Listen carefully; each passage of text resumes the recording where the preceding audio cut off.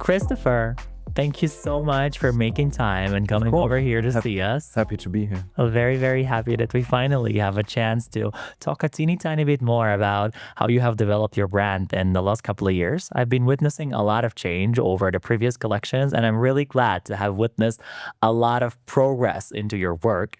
Tell us something more about your vision and what you're currently working on in terms of brand, visibility, and collection review.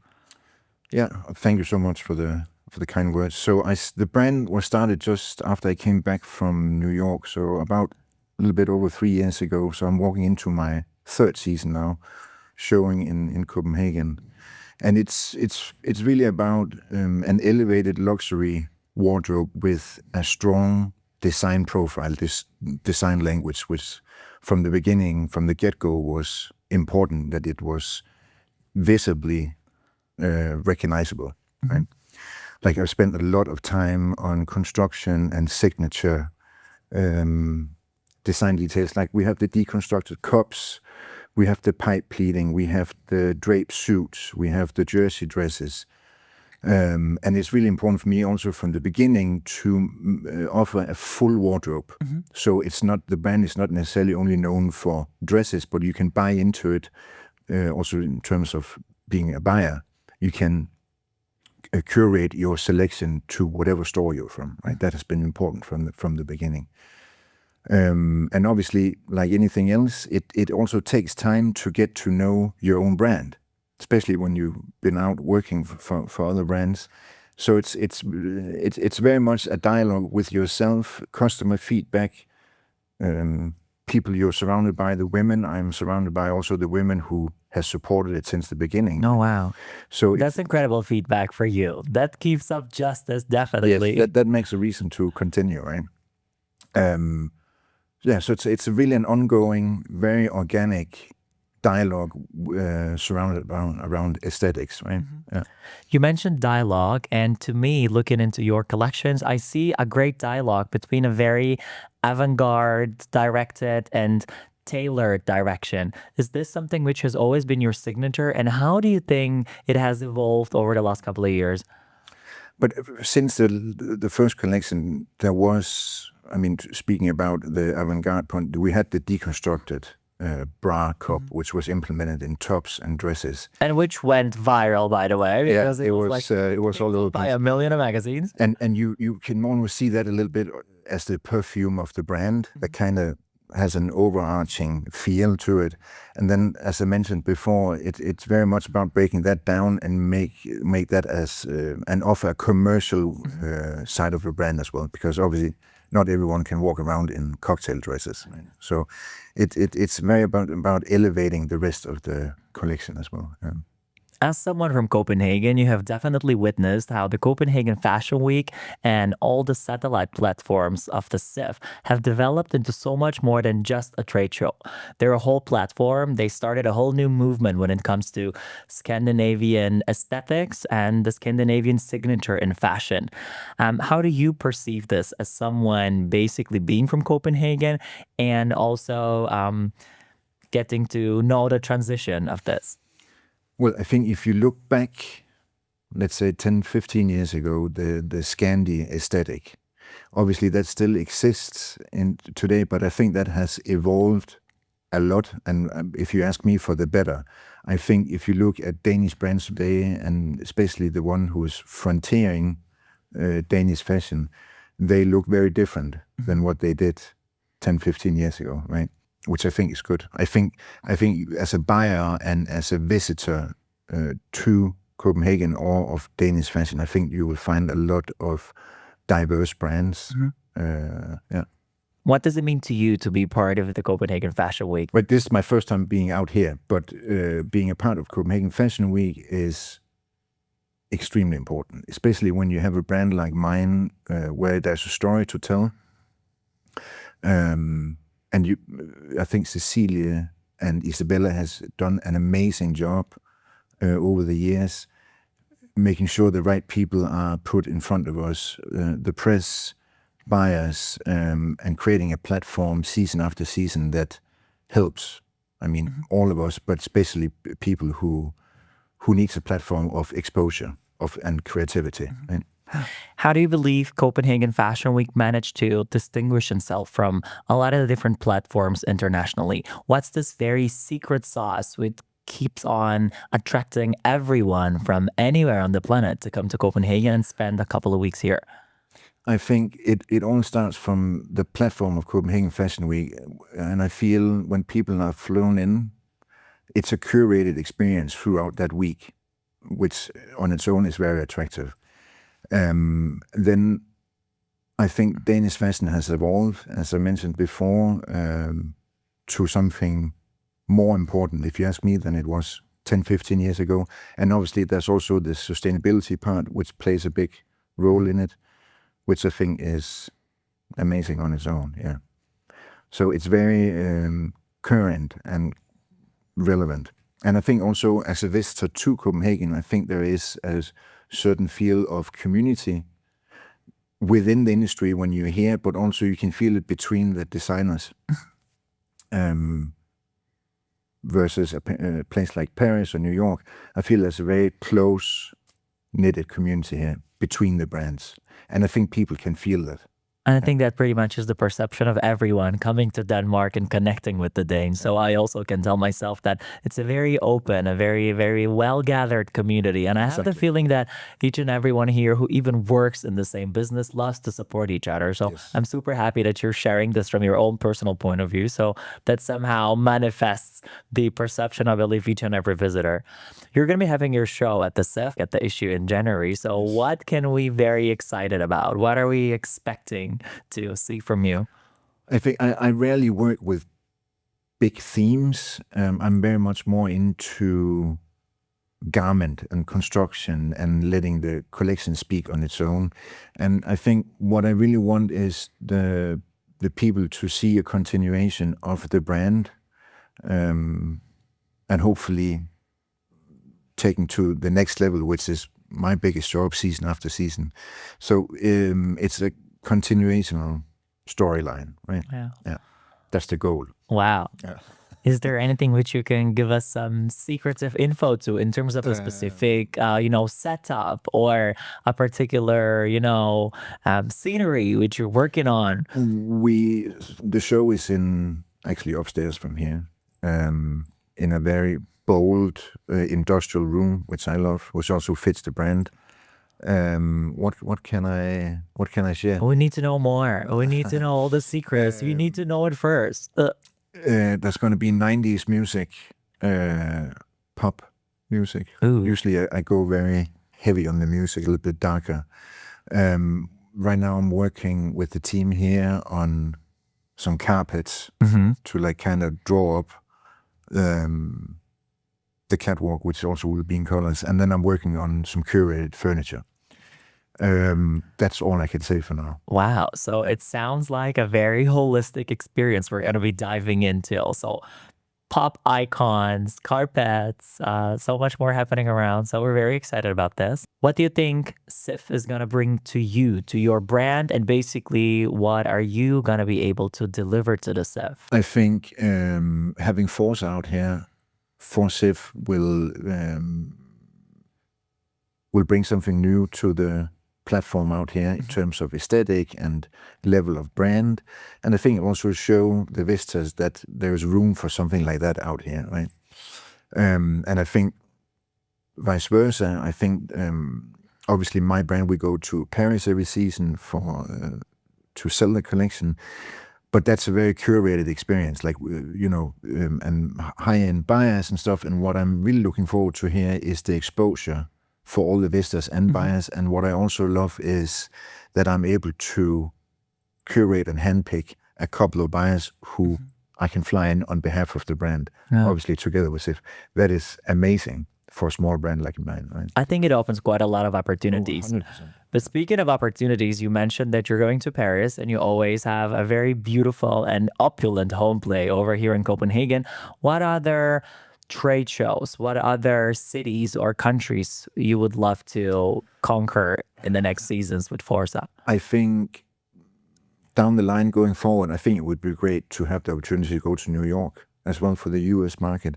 Obviously, there is a dialogue with the American buyers in Paris, but I think if budget allows it and time allows it, I think it would be great to have a platform over there every season. Yeah. So I think in the end of the day, if you could do Copenhagen, Paris, and New York within one selling season, that would be a perfect setup. Yeah. Fingers crossed. Of course. You just mentioned that having an international exposure of the brand is very crucial, and I definitely signed this.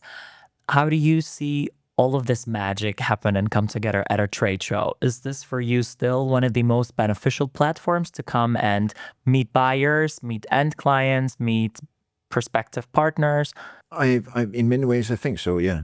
I mean, you can look at it the other way. Is that if I hadn't chosen to be out here, it could be a small curated showroom in the city, right? And which is also great. But I think it comes with this out here comes with exposure. I also know that Forza is going to be placed next to Copenhagen Fashion Week hub in the same area, right? Because we kind of belong within the same framework.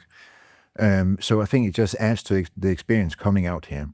And I think if I was a buyer, the reason to come out here is just even bigger, right? Experience, visiting many brands at the same time. I think it just makes sense, right? Especially when you're not bigger than we are at this current point, right? Looking a tiny bit beyond the next show in January and beyond your collection, which you're going to be presenting in January here at the CIFF, what is next in your head and in your dreams when it comes to Forza Collective and the development? I mean, obviously, I have big plans with Forza, so obviously continue the story and slow and steady. That's what I really believe in. We're working on opening up our wholesale business. Our new website is under construction. E-commerce, it will be a big thing for us next year. Yeah, I mean, it sounds easier said than done, but continue the growth of the brand, really. I think looking back this year, which has been really highlights for us, we opened in Harvey Nichols in Kuwait in August. We launched the collection there. We had the show in January, which was a great feedback. And then we had just the one here, which, I mean, I don't know if you saw it, the last one. Yeah, I saw it. I was here, yeah. What other highlights is here? Then I was just nominated for Designer of the Year together with Cecilie Benson, Freja Dalsø, and Niklas Skovgaard. Congratulations on this. Beautiful lineup of designers. Definitely. All very worthy of the nomination. So we'll know more on the 7th, which is in 2 weeks. Oh, wow. So looking forward to this and like getting an SMS from you. It's like, Julian, I got it. Now let's see. I think everyone kind of deserves that prize in that group. Yeah. Fair enough. Again, very Danish, very humble. It depends. You mentioned that owning an own channel as like an own e-commerce platform is something very crucial to the brand. When it comes to having own retail stores, like own flagships, how do you see this vice versa with the, exposure of the brand through wholesale clients? I mean, I think owning your own retail shops, that is a commitment you should and will take once the business at a level where it's financially responsible to do, right? It's a big commitment to go into brick and stone. I think up until that, I would love to do, we had a pop-up store at Printemps in Paris, like activations like that. Would love to dive more into that. So like shop-in-shop, department stores, maybe some collaborations, stuff like that. I would love until we get to opening our own the doors. other level of opening own doors. Speaking of opening own doors, it obviously needs a specific depth of a collection to enter one of these major retail stores. How big is the collection you are working on now? Yeah, so that's a good question. I mean, we usually do 30 to 33 looks, and if you look in terms of garments, that's probably broken down into 40, 50 garments, right? So it's actually not that big. It's big for us because we're still the size we have, but it's actually not that big. I know some of the bigger platforms has and that's just a fair game, commented on that the collection is still a little bit too small to buy into, which is just something that you have to grow with as time goes, right? But as I mentioned at the beginning, it's very important for Forza that the collection is divided into sections of day wear, suiting, evening, and more casual pieces, so you can curate your selection for your store, right? And also not that the brand is necessarily known for one thing.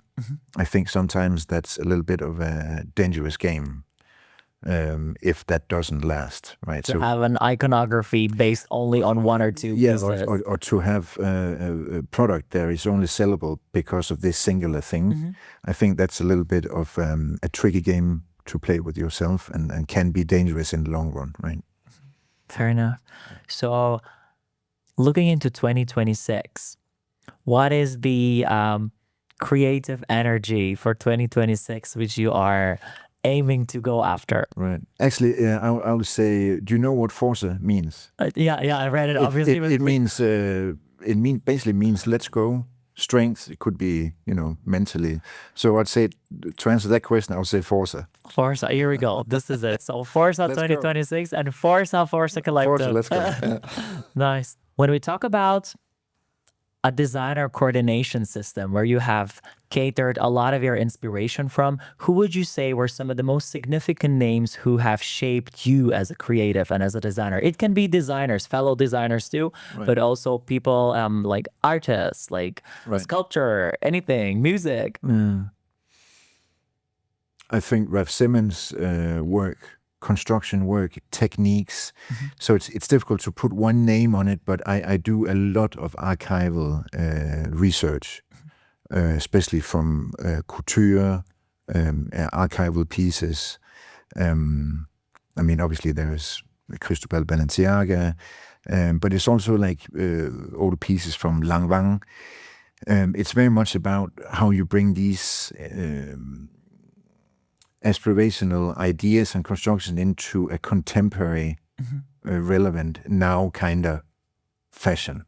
Does that make sense? Definitely. Yeah. And I can definitely sign that your pieces entirely transcend time and seasonality in terms of developing into timeless pieces. Yeah, and that's really the goal. I mean, for me, good design is when you're able to make something you want to wear again and again and again, and it doesn't become diluted, doesn't become boring. That it will keep to have the edge of the garment will stick with it. Yeah. How do you make sure that the balance between sustainability, all of us wearing the same garments for multiple seasons, and of course the purely commercial aspect of you not just growing as a designer but also as a brand is being maintained? Like, how do you make sure to introduce newness into the collection and still be very well liked and attractive for a lot of the buyers to come and get your new collection? Yeah, no, if I understand correctly, to keep a commercial aspect of the collection, but still grow it creatively. Exactly. Yeah. I mean, and that's just me as a designer. That's my finest job, right? To keep, to spearhead the collection in a creative way, so it keeps being fun, maybe irritating towards some, maybe sometimes ugly. As long as there's a dialogue around it, I think I'm doing some kind of a good job. You definitely are. And then I think, again, like speaking of the cocktail dresses with the deconstructed cups, my job is to take that and water it down into commercial pieces that you can buy into. That's really the recipe. So as long as I can continue to do that, I think we're going places. You mentioned that you love going after creative dialogues. And obviously right now, not just in the fashion industry, but any lifestyle related industry is very much about collaborations, about joining forces onto something. When you define the credo and the brand DNA of Forza Collective, which brand or designer do you see as the most eligible or most desired partner to team up with? That's a very good question. And actually something I have not... I love this. No. Something I actually haven't thought of. I'm very much into textiles. I think could be something like Quadrat, or it could be. I also love furnitures. For some reason, I'm not thinking into doing a sneaker or I don't know, a purse with someone. Yeah. I'm more thinking outside of the fashion bubble. I would love to do something industrial. Oh wow. What that looks like, I'm not. Yeah. I'm not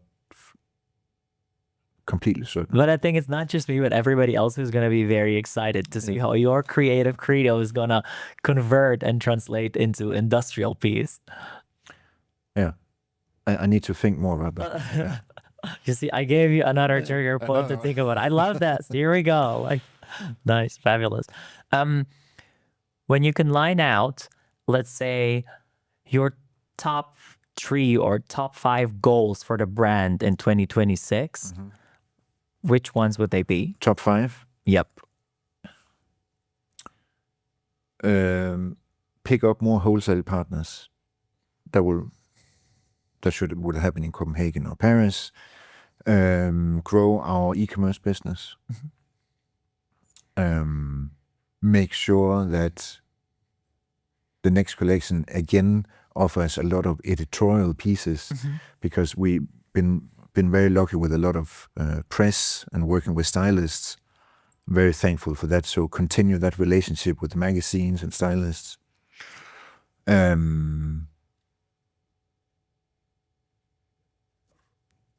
I think those 3 are pretty major. A 4th and a 5th. We can still keep it as a top 3. Yeah, top 3. I think that's a good major, top 3. Yeah, it's a good top 3. Definitely fabulous. You mentioned that an exposure of the brand is a very key driver for the business itself, but also for you as a creative to keep on being motivated. So how do you balance out between this visibility, perception, and not the over presence and like being far too often in everyone's feed and on No, but obviously I think when you have a brand like mine, which especially in the early days are dependent on getting exposure, but exposure on a certain level, I think you also have to hand pick and curate a little bit who you work with, which stylists you work with, which magazines. So that's one thing. And I think obviously that keeps, it gives the brand a certain level, right, from outside, the feel of it, the atmosphere, people who are connected to it. And that could be everything from the PR agencies you work with, collaborators for the show, what type of furnitures are you getting in, who's sitting front row, who's styling the pieces for X editorials, da-da-da-da. So I think it's whole a curated package, right? Which, in the end of the day, ends up lifting the whole brand experience, right? So curation is key, and so is a very, very healthy growth of the business. Yes. How big is the brand now? How many of you are you behind Forza Collective? Brand, it's me. I have my lovely assistant, Hannah Holst. Shout out to you. Hannah, thanks. Also on our behalf.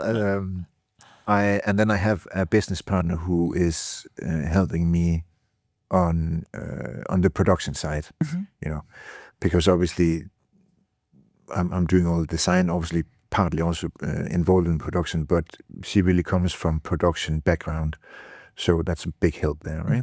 Well, when it comes to the split between the creative and the more commercial part of the business, is it you and Hannah, I would say, running most of it? Yeah, I would say so, yeah. I mean, if you're speaking to designing the collection, yeah, it's me. So it's my responsibility to make sure that the line has a full umbrella of garments that is relevant and friendly to buy into, right? That's me. When do you usually start designing the collection? So right away after the show? No. Or do you always have like cross inspiration moments in between? One big thing for me is I have a folder on my phone there. Every time I see something I drop it in there, and that's a folder that keeps growing. So, wow. And I need a break. My head needs a break every time we finish the season. I need a couple of months, I would say, before I can really clear up. Also, you have to remember, before starting a new one, we need to get out of Paris. So there's also a lot of feedback.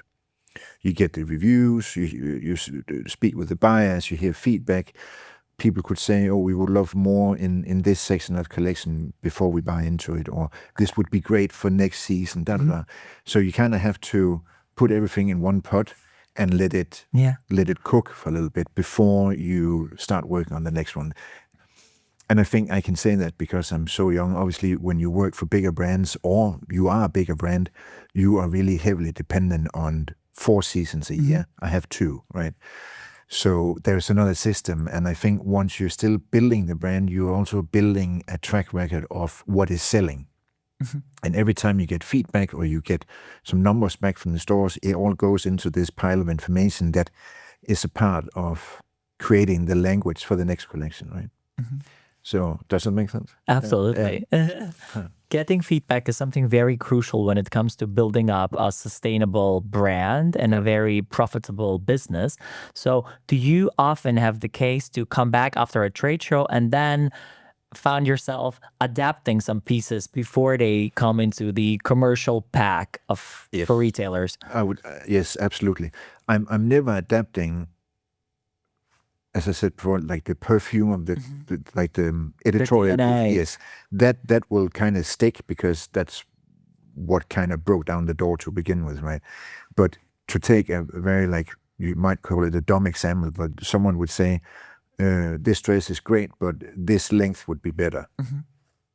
Of course. Done. Right. I mean, we could definitely adjust that. That's stuff like that. Or people will say, we love this coat, but maybe in a lighter wool for next season. Stuff like that. Obviously, you would be dumb not to react to it. Right? Of course. So, and I think that's just respectful language towards people who are interested in the brand. Right? Absolutely. And they give you feedback because they definitely want to have the encounter with the brand. They want working with you. Absolutely. Yeah. So it's very appreciative, I believe, to always be able to receive advice and to give advice to someone. So I'm happy to see that you yourself are dealing with it in a very democratic and very open way. You have to. You have to. Yeah, definitely. Top. Thanks so much. Thank you so much. Thank you so very much for coming in today and like finding time to tell us so much more about what we can expect from you in January. There's a lot of excitement around you and the show, and obviously keeping my fingers crossed for everything to work out just the way you like. And I'm very, very, very excited to come and see the show in January. So I hope I'll see you latest then. Absolutely. Thank you so much again. Thanks. Thank you.